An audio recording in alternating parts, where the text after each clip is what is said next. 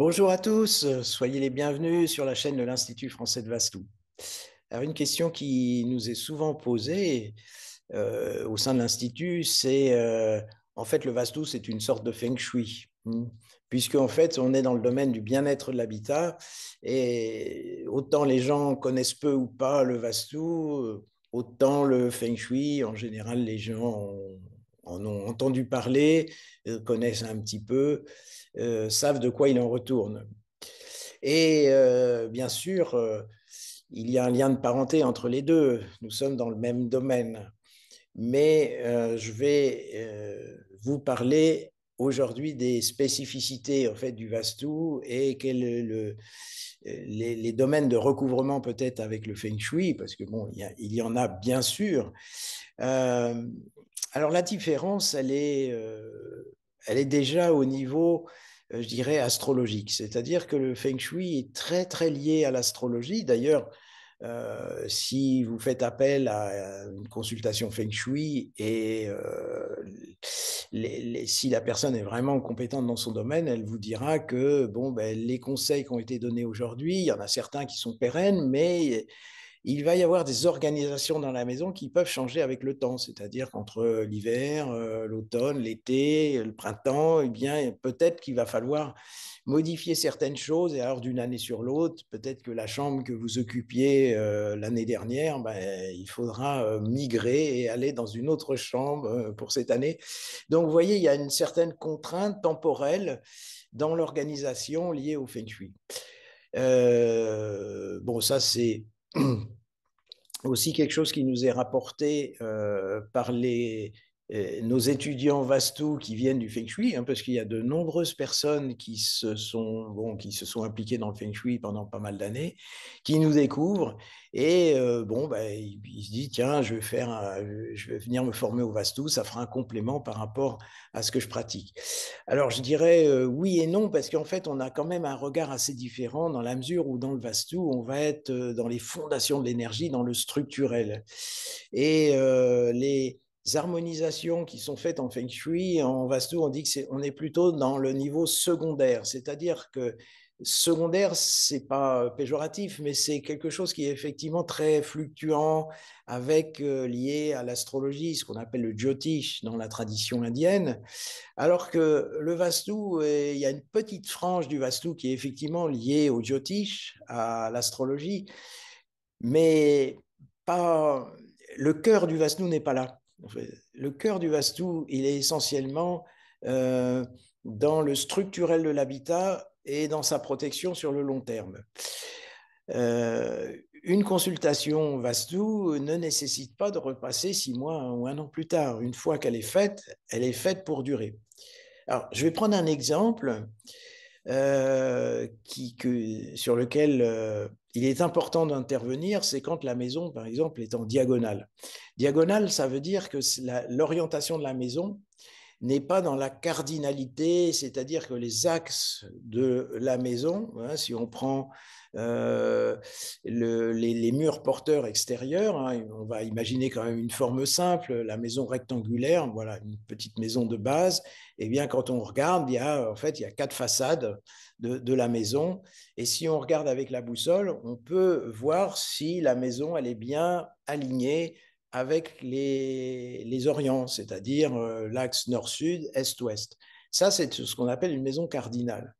Et on peut très bien, j'en ai rencontré de nombreuses des maisons qui sont en fait ce qu'on appelle diagonales, c'est-à-dire qu'en fait on les décale de 45 degrés par rapport à ces axes et elles sont un peu en travers par rapport aux axes nord-sud, est-ouest. Hein, c'est ce qu'on appelle la maison en diagonalité. Eh bien, ça va poser un certain nombre de problèmes. D'ailleurs, pour la petite histoire, on a à peu près 40 à 50% des demandes de consultation auprès de l'Institut de maisons qui sont à la diagonale ou proche de la diagonale, c'est-à-dire autour de 40, 45, 50 degrés. Vous voyez, autour de cet axe diagonal, parce que c'est des maisons un petit peu compliquées. Ce n'est pas l'objet de la vidéo aujourd'hui. Je reviendrai euh, sur cette notion de maison, ce qu'on appelle hyperdynamique en diagonale. Eh bien, vous pouvez faire tout le feng shui que vous voulez, vous ne pourrez pas bouger, si vous voulez, cet aspect de ce qu'on appelle de l'énergie hyperdynamique. Alors, j'imagine tout de suite la question de certains d'entre vous, vous dites, oui, bon, il est bien gentil, mais la maison n'est pas sur des roulettes, comment on va faire?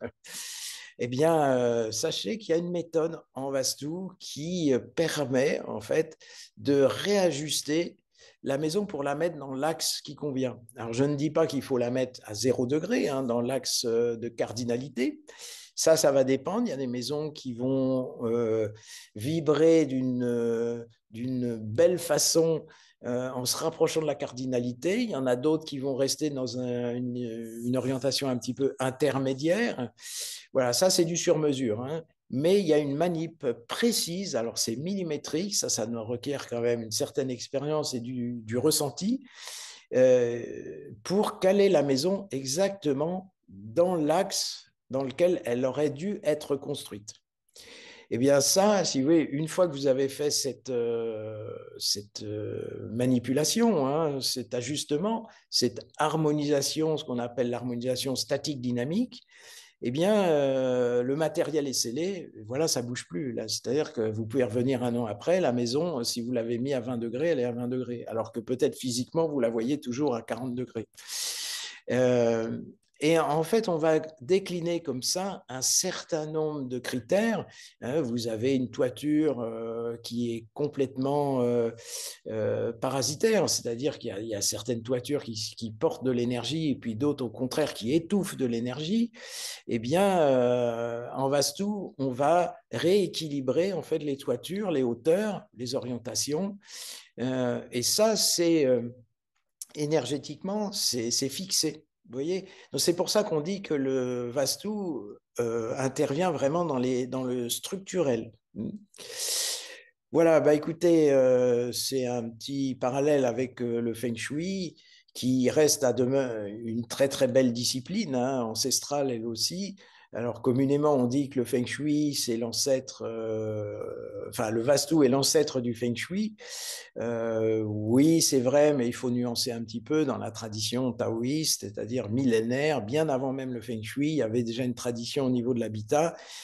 Et il est vrai que quand les courants bouddhistes sont exportés de l'Inde vers plus loin vers l'Orient, vers la Chine, eh bien, il y a eu une influence de ces courants et notamment justement la partie plutôt liée à l'astrologie, au Jyotish, qui a influencé cette tradition taoïste, ça a donné naissance au Feng Shui. Voilà, c'est pour ça qu'on dit qu'il y a un lien de parenté entre les deux. Voilà, ben, n'hésitez pas en tout cas à poser des questions en rapport avec ces disciplines. Et puis, je vous retrouve prochainement dans une autre vidéo. À très bientôt.